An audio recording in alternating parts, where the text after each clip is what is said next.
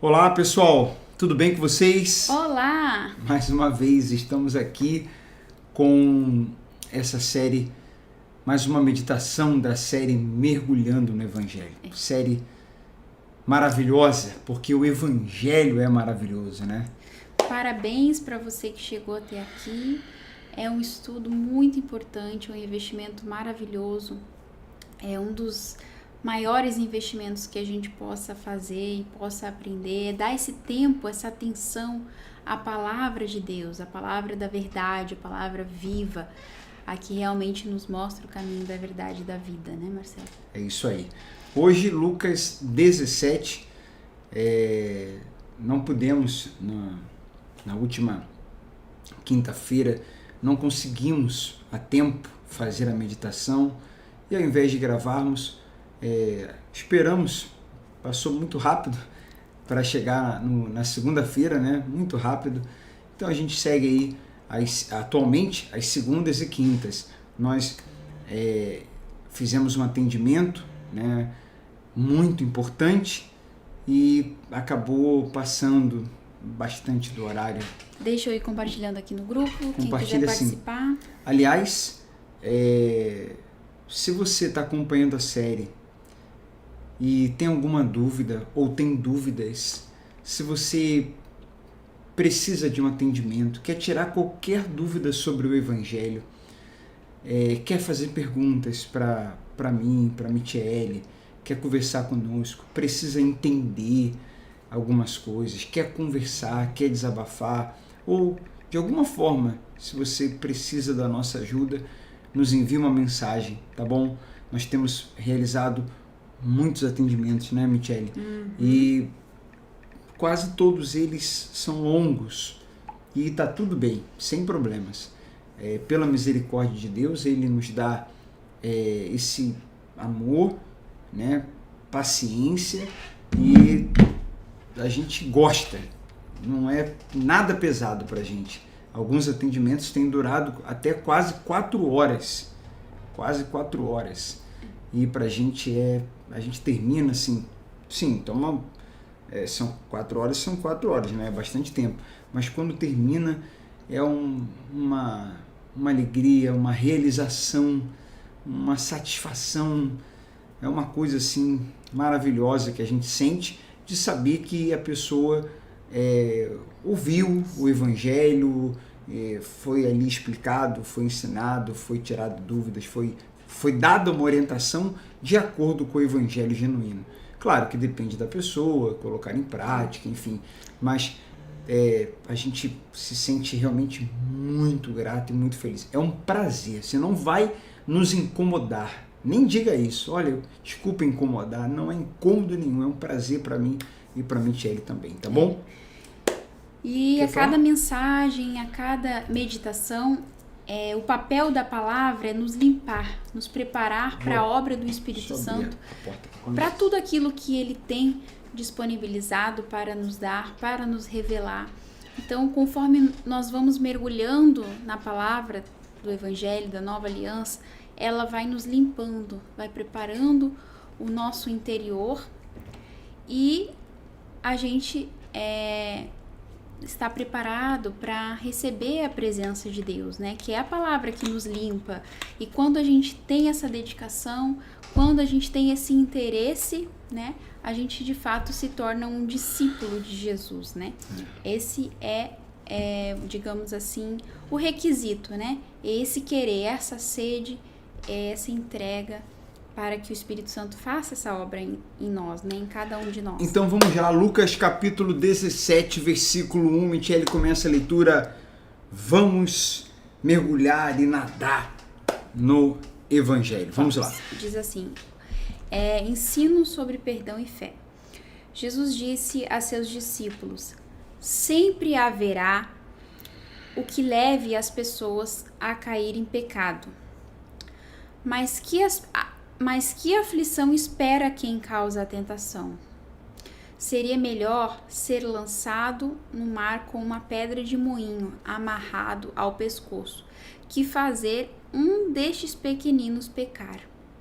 Portanto, tenham cuidado. Isso ele está falando com os discípulos, né? A responsabilidade que eles estavam tendo em ser referência, né? Ser pessoas que fossem esse espelho, né? Que ao olharem para eles, as pessoas teriam as referências de homens, né? De Deus, de discípulos de Jesus. Então, assim também a gente traz essa responsabilidade para cada um de nós. Todos nós, né? Mas principalmente líderes. Verdade. A responsabilidade dos discípulos, a responsabilidade dos líderes é maior. De quem está ensinando, né? Sim, a palavra. Porque ele responde por si e também pelas pessoas que ele conduz. Verdade. Né? Também, se ele está conduzindo de forma errada, né? Ou se ele é uma pedra de tropeço e alguém se perde por causa de um mau testemunho dele. Essa responsabilidade de todo cristão, mas principalmente de líderes. E tem um detalhe, essa pedra de moinho parece um discurso duro, né? Ela, aqui no comentário da Bíblia de Estudo, diz que ela era uma grande pedra redonda com um vão no centro, usada para moer grãos, chegava a pesar centenas de quilos. A gente vai continuar a leitura do capítulo e vocês vão ver como que os ensinos de Jesus vão se encaixando. Na metade da meditação vocês vão ver, nossa, olha isso, como é impressionante, como que vai se encaixando. É muito bacana, é muito profundo. E então nós chegamos à conclusão aí de que os escândalos são inevitáveis, mas eu quero dizer uma coisa aqui. Eles são, Michele, você que está acompanhando aí a meditação, eles são inevitáveis porque os seres humanos falham, né? Os seres humanos são falhos. Só que são inevitáveis, mas não são releváveis. O fato de ser inevitável não significa que é relevável, que vai ser desconsiderado, sabe? Porque existe esse pensamento em muitas pessoas, na mente de muita gente. Não, deixa isso pra lá. Não, isso aí não importa não. Tipo uma passada de pano, sabe? De coisas que não podem, não são normais, não podemos coadunar, não podemos ser cúmplices de certas coisas. Então, assim, é inevitável, mas não é relevável. Só que aí a gente vai... Agora Jesus começa a falar de perdão. Ao mesmo tempo que ele foi duro nessas primeiras palavras, agora ele vai falar de perdão. E aí você vai entender melhor aonde Jesus, não eu, mas Jesus que está falando aí, está querendo chegar. E aí a gente vai encontrar um ponto de equilíbrio aí. Vamos com a gente, vamos nadar, vamos seguir mergulhando aí. E ele continua, né, no versículo 3. Portanto, tenham cuidado. Se um irmão pecar, que é a continuação, né, daquilo que ele estava explicando. Isso. Se um irmão pecar, repreenda-o. E, se ele se arrepender, perdoe-o. Mesmo que ele peque contra você 7 vezes por dia, e cada vez se arrependa e peça perdão, perdoe. Os apóstolos disseram ao Senhor: faça a nossa fé crescer. Aumenta a nossa fé. Aumenta a nossa fé. Imagina, se o irmão chegar, né, no mesmo dia que ele está falando, 7 vezes, e se arrepender, e disser que se arrepende, e pedir perdão, perdoa, Jesus está falando, né? Não tem aquilo, encheu a paciência, acabou. Não, imagina, 7 vezes. Eu acho difícil uma pessoa errar 7 vezes no mesmo dia, né? Mas ele já deu esse exemplo aqui exagerado para demonstrar a tamanha paciência que a gente tem que ter com os nossos irmãos, né? E aí os apóstolos, diante dessa palavra, eles ainda, né, não tinham essa prática, não tinham essa estrutura. Ele fala: Senhor, faça a nossa fé crescer. Perdoar sim, perdoar tanto, então faça a nossa fé crescer, porque a gente não tem essa fé e essa santidade, não chegamos a esse nível de santidade não. Foram humildes, né? E pediram ajuda, foram espontâneos, falaram: faça a nossa fé crescer. Mas aqui também fala, né? Se se arrepender, se o irmão se arrepender também, né? Tem um detalhe essa aí. Condição. Nós não... Eu vou falar isso agora e daqui a pouco vou repetir isso de novo. Nós, Michele, eu, você, nós não somos Deus. Então, não cabe a nós, nesse caso da pessoa vir pedir perdão, julgar a não ser que a gente tenha evidências, enfim, mas sem ter evidências, sem conhecer o coração, nós não sondamos os corações, o coração da pessoa. Deus sim. Então cabe a ele saber se o pedido de perdão da pessoa foi sincero ou não. Não cabe a nós dizer, não, esse arrependimento dessa pessoa aí, o arrependimento do fulano ou da fulana, não é sincero. Mas como que você sabe? Como que eu sei? Como que eu sei disso? Então isso deixa com Deus. Se a pessoa está dizendo que ela está arrependida, vamos até então, no princípio, a gente acredita e a gente perdoa. Sempre que a gente fala de perdão, surge a seguinte pergunta, Michele. Quando eu perdoo, dentro desse assunto aí, quando eu perdoo, Michele, eu tenho que voltar a conviver, eu tenho que conviver, eu tenho que ter uma relação muito próxima com a pessoa que eu perdoei, e a gente explica que não, né? Que cada caso é um caso, mas nós vamos encontrar casos de pessoas que perdoaram e mantiveram uma boa relação com a pessoa. Tem casos que a relação depois do perdão, relação de amizade, relação conjugal, vários tipos de relacionamento que eu estou falando aqui, a relação ficou até melhor. Sim, tem casos assim. Mas tem casos que, por algumas razões, não dá para continuar. Não dá. Então a pessoa perdoa de verdade, tá? A gente falou da pessoa se arrepender de verdade, agora eu estou falando da pessoa perdoar de verdade. E aí,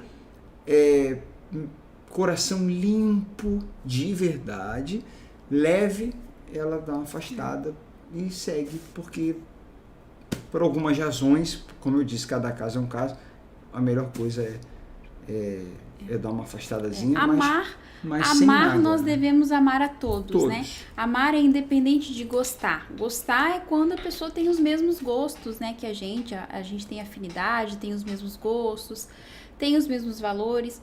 E isso é o que realmente traz o laço, né? Traz a aproximação. A vontade de estar perto. E é dessas pessoas que a gente costuma querer ficar perto, né? Isso. Das que a gente gosta. Agora, sim, amar, nós devemos amar a todos, porque amar independe se eu gosto ou se eu não gosto. Perfeito. É algo que eu faço que está acima do que eu gosto, né?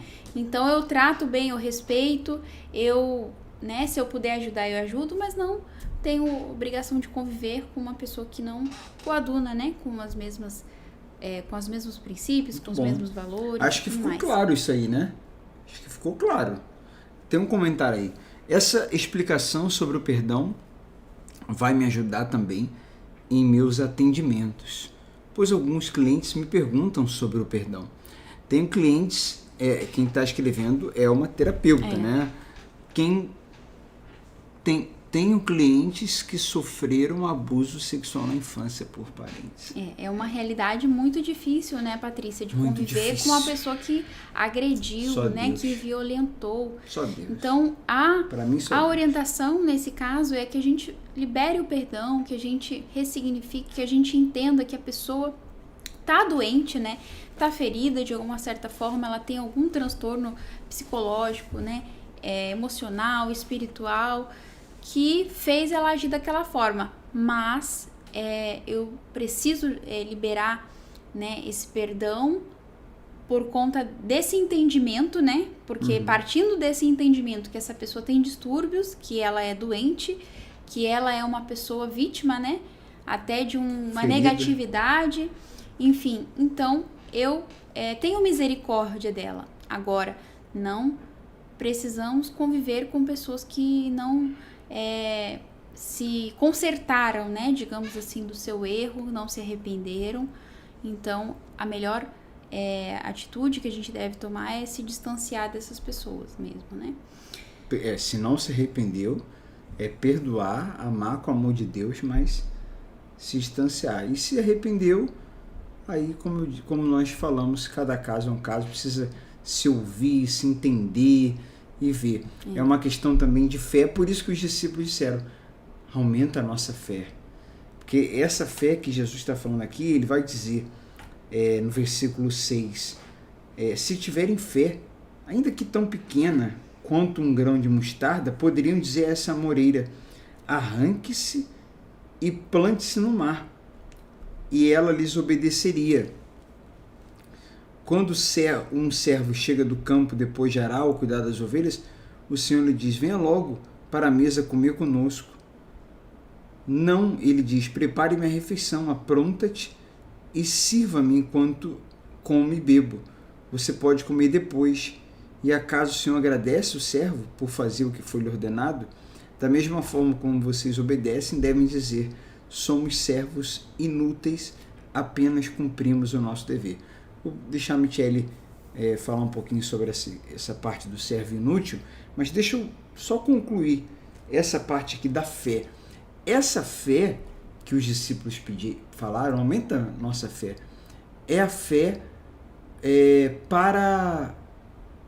é a fé de um coração perdoador. Eles estavam pedindo, nos dê um coração perdoador, sabe? Como aquela canção, ensina-me a amar o meu irmão, a olhar com os teus olhos e perdoar com o teu perdão, sabe? Dai-me um coração igual ao teu, dai-me um coração igual ao teu, meu mestre, dai-me um coração igual ao teu, coração disposto a obedecer, cumprir todo o teu querer, dai-me um coração igual ao teu. Quer dizer, eu não consigo 7 vezes no mesmo dia. Não consigo, não tenho fé para isso. Dai-me essa fé. Então essa fé, ao contrário do que muitas pessoas interpretam, está falando de perdão. Olha o contexto, gente. Olha os versículos que vem antes. Olha o título do capítulo. Então não é a fé da conquista, não é aquela fé de determinar e conquistar isso, e ter aquilo outro, e abrir portas. Não é essa fé que está falando aqui. É a fé para perdoar. É a fé para se ter um coração de Jesus, um coração perdoador. A fé para ter condições de agir como Jesus agiria. Não tem nada de materialismo aqui, certo? Então, é isso. A gente deve pedir isso a Deus, pedir ajuda dele para ter essa fé, para ter esse coração, tá bom? E aqui o Michele fala da mesa, né, de preparar a refeição, e fala, você pode comer depois, acaso o Senhor agradece ao servo por fazer o que lhe foi ordenado? Da mesma forma, quando vocês obedecem, devem dizer, somos servos inúteis, apenas cumprimos o nosso dever. Quer dizer, tem coisas que cabe ao servo, tem coisas que é obrigação do servo. Por isso fala, somos servos inúteis, porque fizemos o que tinha que ser feito. Isso também tem, esse contexto aqui, do versículo 7 ao 10, tem a ver com a graça de sermos chamados servos, amigos, de estarmos ali. Já é um privilégio, já é graça, e tem coisas que, como servos alcançados pela graça, tem coisas que nós realmente devemos fazer. Isso é uma mensagem que a gente precisa desenvolver, porque algumas pessoas acabam confundindo, né? Embora o Evangelho, as cartas de Paulo, e nós, né, particularmente, também temos lutado para as pessoas entenderem que graça não tem nada a ver com libertinagem, que o Evangelho e a graça nos conduz a uma vida de obediência, de arrependimento, de obediência, que nós temos responsabilidade. Olha o início do capítulo. Tá dizendo que quem fizer tropeçar seria melhor que morresse, pois que pegasse uma pedra. Olha só como é que não tem espaço para libertinagem. A coisa é séria, poxa. O evangelho é coisa seríssima. É sério. Só que, por que o fardo é leve? Porque tudo isso vai vir do entendimento de que fomos amados, perdoados, justificados, sem merecer, foi tudo por amor. Então, por amor também, a gente responde a tudo que a gente recebeu, a essa graça maravilhosa que nos alcançou. Então, a gente obedece com prazer. A gente obedece, a gente tem a responsabilidade com prazer. Com prazer. Então, olha só, vamos recapitular para a gente seguir aqui no versículo 11. Começa dizendo, ai daqueles que vinham escândalo, ai desses. O escândalo é inevitável, mas ai daqueles que provocam o escândalo. Aí depois fala, mas perdoa o teu irmão que se arrepender. Tá vendo o equilíbrio? Ai daqueles, mas perdoa. Sabe uma coisa que a gente tem que, uma lição que a gente tem que tirar daqui? É que nós não somos Deus. Lembra que eu falei isso alguns minutos atrás? Então, assim, o irmão se arrependeu, até o irmão, até a pessoa, o líder, seja quem for, que foi pedra de tropeço, que provocou um escândalo, é Deus que vai julgar. A última instância do julgamento do pecado pertence a Deus. A nós, perdoa. Perdoa. A nós, deixa com Deus. A nós, se o irmão se arrepender, perdoe. Entrega a Deus. Ele é o juiz. Ele vai julgar. Ele vai. Todos nós vamos prestar contas, pessoal. Existe uma responsabilidade que a gente não pode... A palavra responsabilidade não está fora do contexto do Evangelho. A palavra responsabilidade não está fora do contexto da graça. Mas algumas pregações parece que a palavra responsabilidade, ela saiu. Não saiu, não. Né? Na verdade, Marcelo, a graça é a chance do arrependimento. Exatamente. Né? Então, Jesus estava ensinando ali para eles, quando há arrependimento, sempre haverá graça. E assim é com a gente também. Porque, lógico que a gente não existe se arrepender sempre pelos mesmos erros. Ou eu me arrependo e mudo o comportamento, ou eu não me arrependi. Né? Porque quando há arrependimento, há uma consciência. Há frutos do arrependimento. Exatamente. Há uma consciência, porque eu aprendi que aquilo é ruim, que esse pecado me prejudica, então eu não quero mais praticar. E aí eu apresento frutos desse arrependimento. E quando há arrependimento, sempre haverá graça. Né? Amém.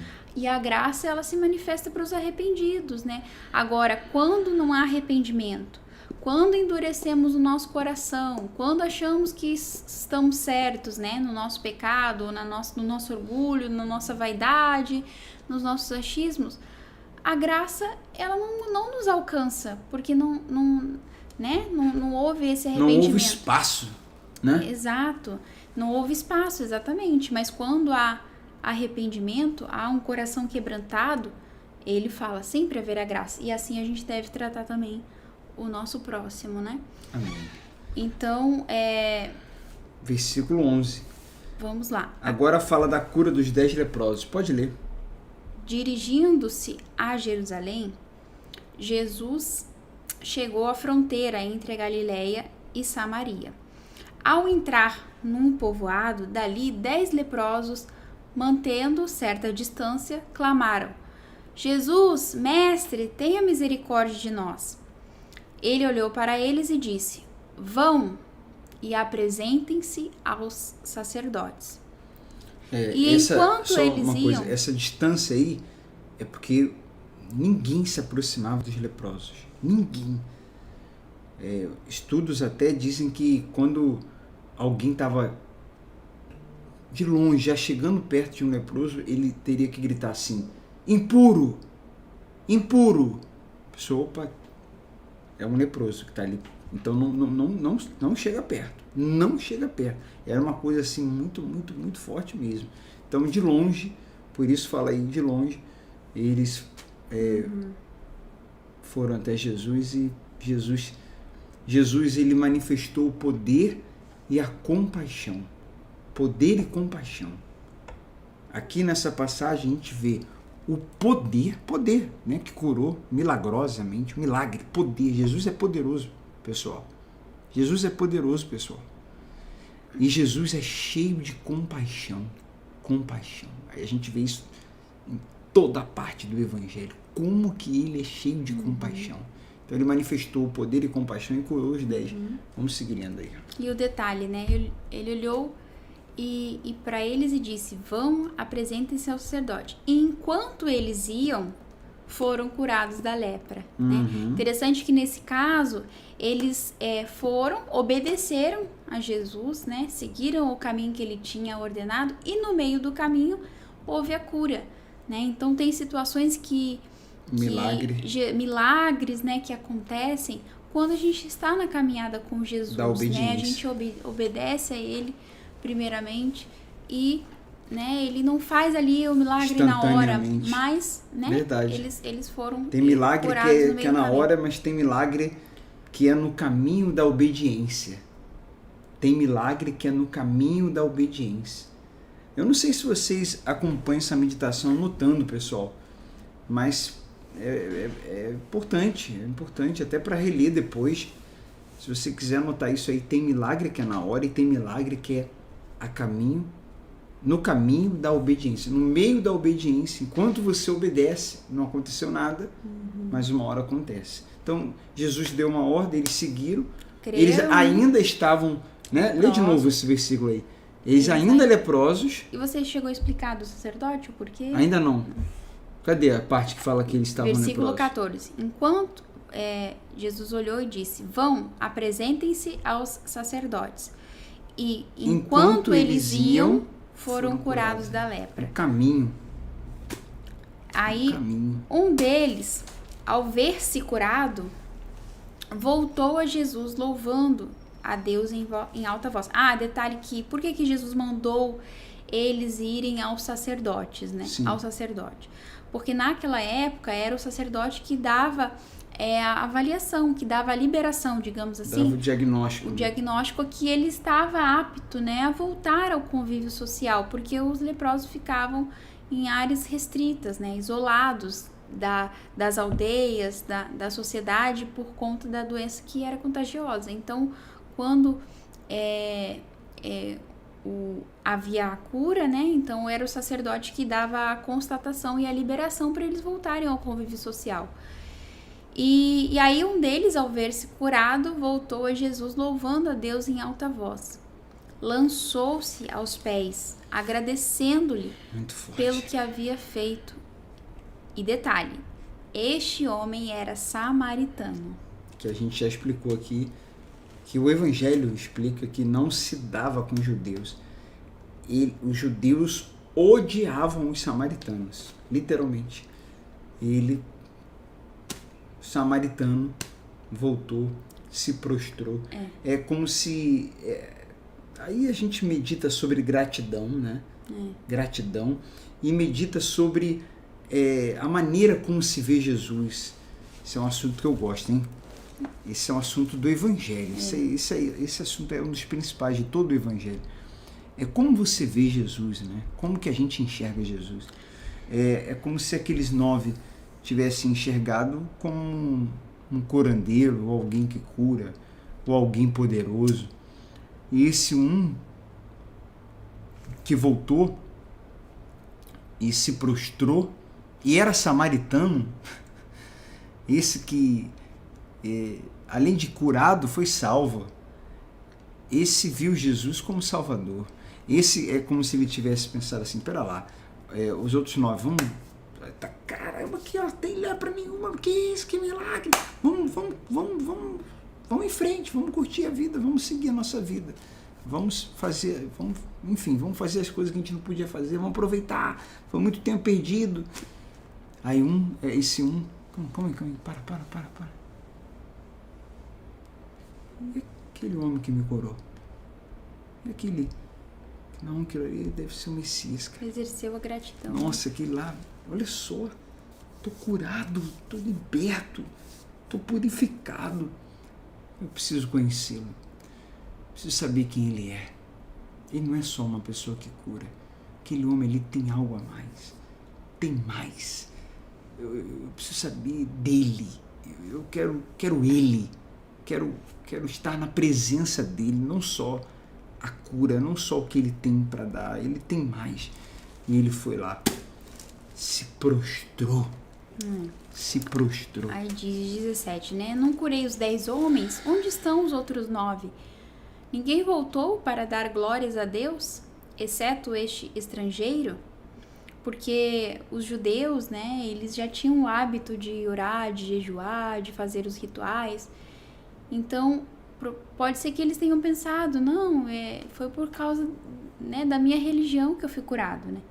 Mas o samaritano não tinha os hábitos dos judeus, né, Marcelo? Eles eram um povo pagão, né, considerado pelos judeus como um povo pagão, porque eles não tinham aquelas práticas religiosas.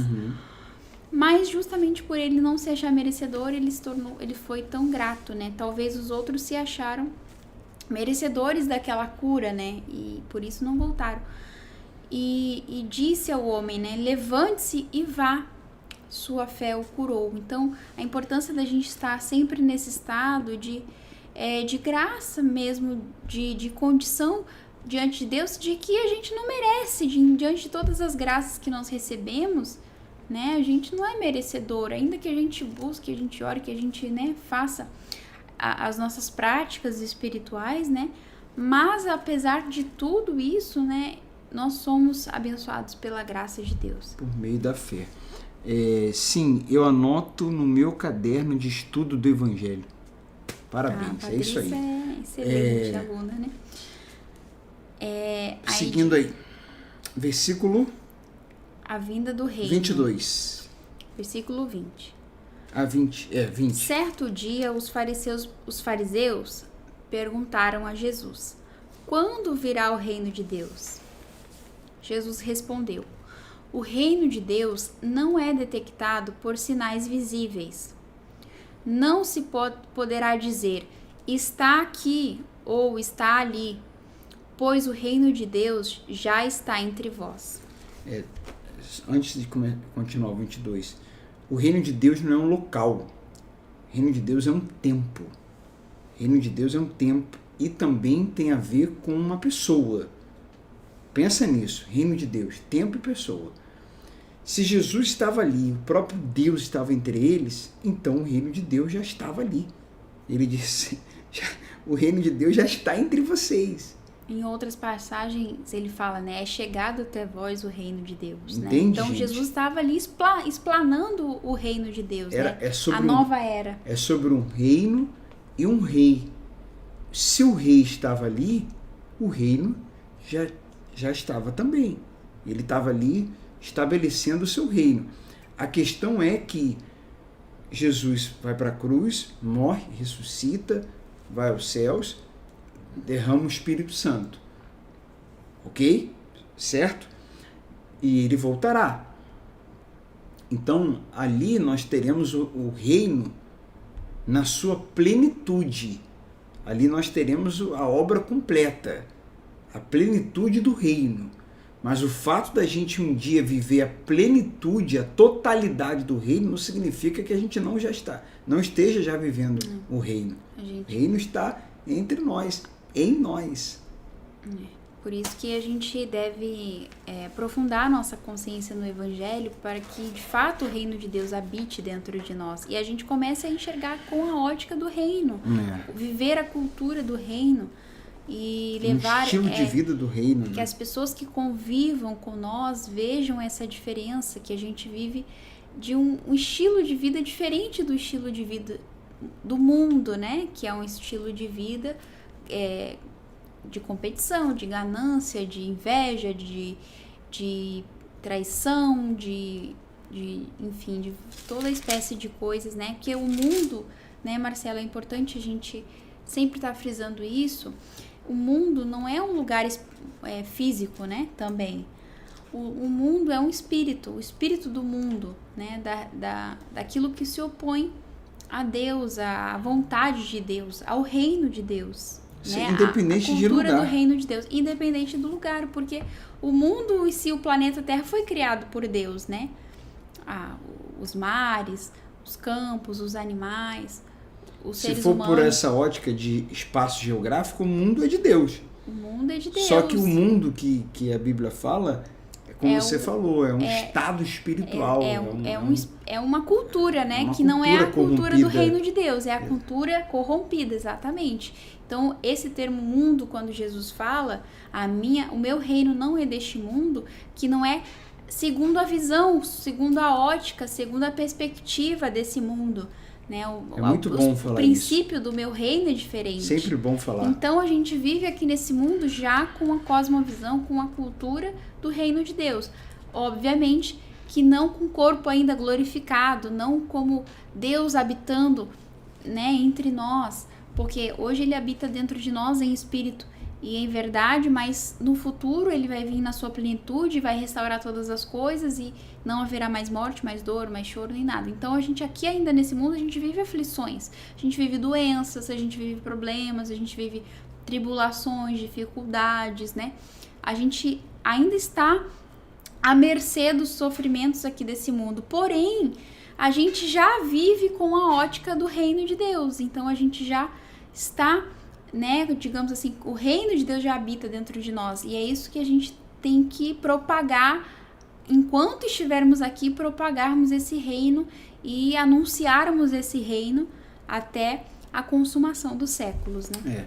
Um dia vamos fazer uma meditação, até uma live sobre isso, assunto interessantíssimo, porque tem gente que classifica assim, dentro da igreja é de Deus, fora da igreja é do diabo, é do mundo. É do mundo. Só que às vezes tem coisas fora da igreja que são boas, que são coisas de Deus, e tem coisas... Fora das quatro paredes do templo, né? Igreja considerando paredes, porque na verdade igrejas são pessoas, né? E dentro das quatro paredes tem muita coisa, infelizmente, em muitos lugares que são mundanas, completamente mundanas, que não tem nada de Deus. Então não é o lugar. Pode acontecer de até pessoas estarem enganadas, trabalhando incansavelmente com coisas inventadas pelos homens e achando que estão fazendo a obra de Deus, quando na verdade estão fazendo até do mundo. Estão fazendo, né, como a gente já falou, existe politicagem, existe disputa, existe plano de poder, competitividade, existe várias coisas, que né, são mundanas. Ou querer fazer meu nome, né? Enfim, isso é algo mundano, né? E Jesus ensinou uma cultura, um reino virado de ponta cabeça, né? Completamente diferente da cultura desse mundo. Paramos em qual? Vou continuar lendo aqui. Versículo 22. Então ele disse a seus discípulos: aproximam-se os dias em que desejarão ver o tempo do Filho do Homem, mas não verão. Dirão vocês: vejam, lá está, ou aqui está ele, mas não os sigam, porque assim como o relâmpago lampeja e ilumina o céu de uma extremidade à outra, assim será no dia em que vier o Filho do Homem. Mas primeiro é necessário que ele sofra terrivelmente e seja rejeitado por essa geração. O que aconteceu? Quando o Filho do Homem voltar, será como o tempo de Noé. Naqueles dias o povo seguia sua rotina de banquetes, quer dizer, nada como um dia após o outro. Todo mundo despercebido, muita gente despreparada. Aqui está falando de preparo. O principal, aqui tem assuntos, a gente vai, essa parte agora que uma pessoa vai, outra fica. Então, uns interpretam como arrebatamento, outros de uma forma literária. Haverá uma guerra em Israel. Existem várias interpretações e o nome que se dá na teologia é a escatologia, é esse estudo, né, que envolve os fins dos tempos, a volta de Cristo. Então, existem interpretações distintas, vertentes distintas, mas o principal, sem dúvidas, assim, disparado, que a gente vai aprender com o Evangelho, né, aí num curso, Projeto Casa, num curso de teologia, a gente pode se aprofundar nessas questões.